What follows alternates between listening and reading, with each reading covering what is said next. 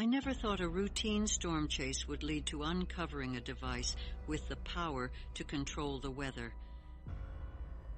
As a meteorologist, the ethical dilemmas were overwhelming, preventing disasters or playing with nature's balance.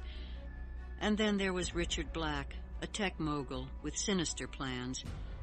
With Max by my side, we embarked on a thrilling adventure, battling through treacherous conditions to stop Black from wreaking havoc. In the end, we destroyed the device, ensuring it never fell into the wrong hands.